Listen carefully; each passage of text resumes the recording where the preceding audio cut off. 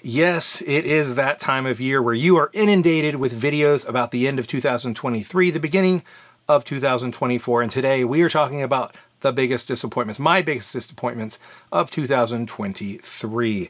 Now, before we get into it, I do have to give a huge shout out to today's video sponsor, the Whiskey Row Patreon community. You Patreons are amazing. I just wanted to tell you that. If you're interested in supporting our Patreon, supporting us through Patreon, go to patreon.com/whiskeyrow and join our community, give you access to our barrel picks as well as our overall community in general. Anyway, moving on. Our first biggest disappointment this year comes in two different bottles. One is the Elijah Craig Barrel Proof A123, and the other one is Elijah Craig Barrel Proof B523. Now these two bottles, I got the A and I was like, it's pretty good, it's all right, I don't hate it. It wasn't, I thought the Larceny A was actually better. This year was the first time I've ever said the Larceny was better than the Elijah Craig. And then I got the B and I was like, it's not bad either. But now I hate both of them. Why do I hate both of them? Because Elijah Craig put out C923. I have talked about C923. C923 is what I would dream of an Elijah Craig barrel proof tasting like. It is a fantastic, fantastic bottle of whiskey. So the A comes in at 12 years. So that's the last one that actually was had this printed on the label here on the side, 12 year. It was the last one of those, and it comes in at 125.6 proof. So it's 12 year, 125.6. The B was 11 year and 5 month, coming in at 124.2 proof, but then the C came out, and the C was 133 proof, coming in at 13 year and 7 month. This thing, C923, was fantastic. It was the best Elijah Craig barrel proof I have ever had. It was in my top whiskeys of the year. It was so dense, so mature, and it just, I mean, it tastes like a very old, rare Heaven Hill. These just taste like good Heaven Hill. This tastes like a rare old Heaven Hill, and it's fantastic. Can't say enough good about the C923.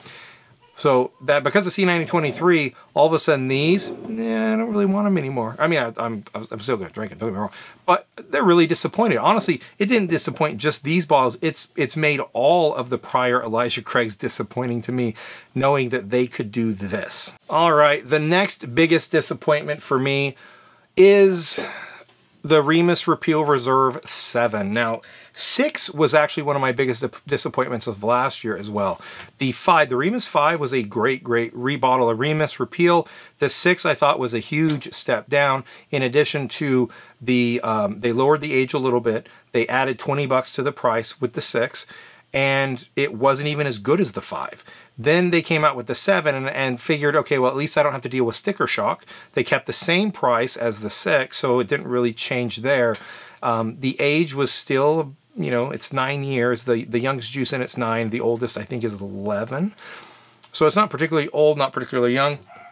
The age didn't drop much, I guess, over the 6, but it was only just a little bit better. I did like it. The 7 I thought was a step up, but I still think the line was quite disappointing, especially for the $120 price tag for a 9-year blend. That last cut was because I couldn't do 23 minus 7, so without a calculator. So that's terrible. Anyway, but yeah, so there's 6% of a 16-year in this, and then everything else is from 2013 and 2014. So basically 9 and 10-year juice with just a splash of a 16-year, probably just because they found a barrel sitting somewhere and they just wanted to dump it in there. That's kind of high priced. I think $120 for 9-10-year-old juice. That's, I mean, it is custom, it's blended, I guess, but it's not like finished, and they didn't, you know, I don't know. Just kind of disappointed in the line, and I definitely don't recommend. The 7 is good if you have the money, you want to spend the money. But it's not, the value-wise, it's not there. Still, this line is disappointing to me. I think they've kind of, it's the specialness of this line is gone to me. Will I still buy it? Probably, just for content and comparison's sake, and give me something to complain about next year, something that was disappointing. Next up is a bottle that I really liked at first. This is the Maker's Mark BEP. Now, I picked this up in Kentucky in the spring at a store in Bardstown for $99, which is a teeny bit over retail. It's a little bit secondary price in there. It's 110 proof, the BEP. And this is a special bottle in that it is the last of the Maker's Mark limited releases. Of the stave profile, the wood finishing series is what they call it, the wood finishing series. And this one I thought was a pretty good end to the series. It tasted pretty good, and that was until I tried the Maker's Mark Cellar Aged. And I gotta be honest with you, the Cellar Aged 11 and 12 year Maker's Mark aged juice is just phenomenal. Most of the stuff you get from Maker's Mark, it's, you know, 5-6 years. They don't really disclose it, but it's suspected to be about 5-6 years, and it's pretty decent juice for what it is. You get some of the stave profile finishes, and you play around with it for store picks and stuff like that, and it's still good stuff. But then they put out the Cellar Aged, and all of a sudden, all of these wood finishing series just kind of went down in my book, and I was really disappointed with the BEP at that point, knowing that Makers has been sitting on this juice for a long time and now just started releasing these things. And they're super hard to get, and I know they're expensive and everything else. But yeah, it kind of ruined the finishing series for me, knowing that I'd much rather have that cellar aged juice than the younger juice that's then finished with certain staves and blended and whatever else. I mean, that's just me. But you know, you may love the finishing series, and I don't hate the finishing series. Like I said, it's good juice. But after being exposed to the deliciousness of the cellar aged stuff, then it just kind of ruined it for me, to be honest. So anyway, a little bit of a disappointment there, Maker's Mark, and in a good way. I'm glad that Maker's Mark, seriously, I am glad Maker's Mark is doing the cellar aged stuff, because they needed to step it up, and I think adding some age to their juice and putting out some of that special older stuff is a great move by them. I wish they'd do more of that, to be frankly honest with you. All right, next one that was super disappointing to me, and there's no kind of a, oh, it disappointed me, I liked it at first, but then it was disappointing. This was just kind of a disappointment in general, and this is Forgate Kelvin Collaboration 5. Picked this up in Kentucky when we were there. I think it was at Justin's House of Bourbon. The bottle runs for right around $200.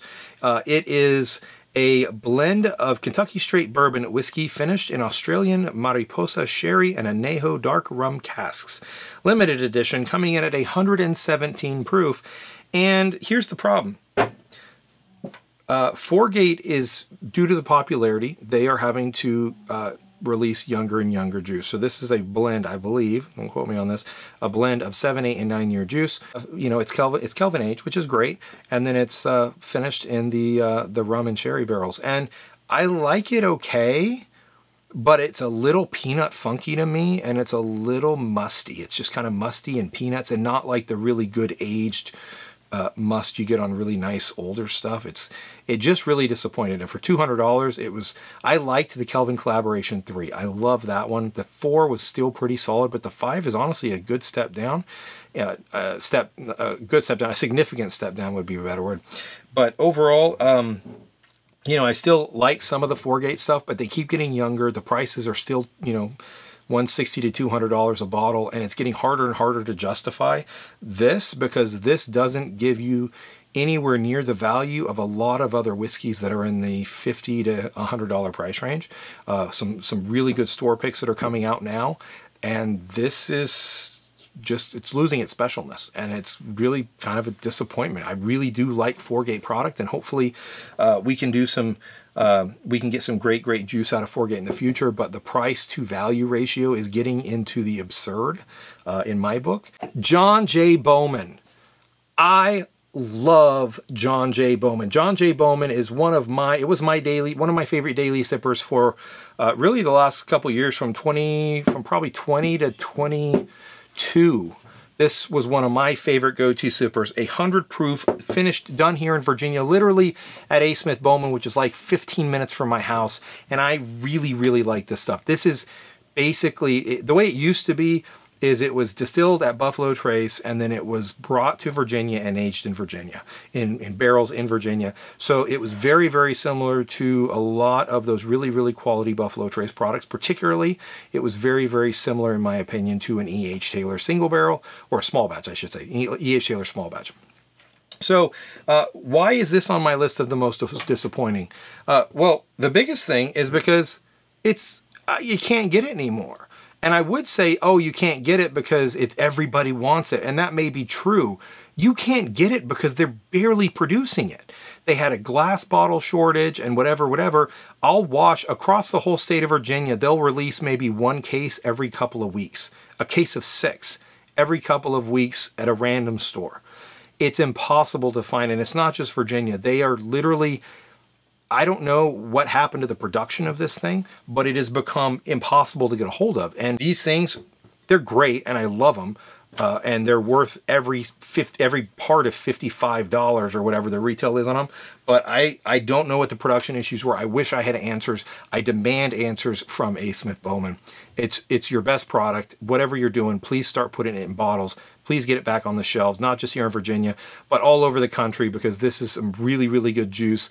And in my opinion, it's as good as very, very allocated Buffalo Trace stuff. The other two things that I'm going to kind of go on a little bit of a diatribe about now that I've gone through the bottles I wanted to go through, is the other disappointments this year are that what I was hoping in 2023, as you know, all this money was put into the bourbon industry, right? They put in billions of dollars into the bourbon industry to increase production a couple of years ago and start, you know, Buffalo Trace had the huge expansion, and they weren't the only ones. A lot of different distilleries had huge expansions. I was really hoping that we would start to see some of those things to ease the battle to find allocated stuff. Not significantly. I didn't think it'd be like, oh my God, we're going to all walk into the store and get E.H. Taylor single barrels and Blanton straight from the barrels anytime we want. Like, I'm not saying that, but I thought there'd be just a little bit of a downturn, whether it be the economic downturn, bourbon's maybe a little bit of a wane in popularity of bourbon. Nothing. I just very disappointed that there was no change in the availability of hard to find bottles. They are still crazy hard to find, and honestly, the only reason I have any hard to find bottles is because folks help me. I mean, that's it. Like, I take no credit. I don't have some amazing hunting skills or even great hookups. It's from people who are able to get a hold of an extra bottle, and they reach out to me and they say, hey, I got this extra bottle. Do you want it? And, you know, that's it. That's my secret these days, because bourbon hunting has become so incredibly difficult. That's another thing that was disappointing. And the last thing that was disappointing to me is the pricing of bourbon. I know inflation is a thing. I know that currency inflation here in the United States is a problem, but still. Before we go, I do have to say, some of you may have noticed some videos I put out that were completely not whiskey related, and that's because I like making content, and I have other hobbies and interests besides just whiskey.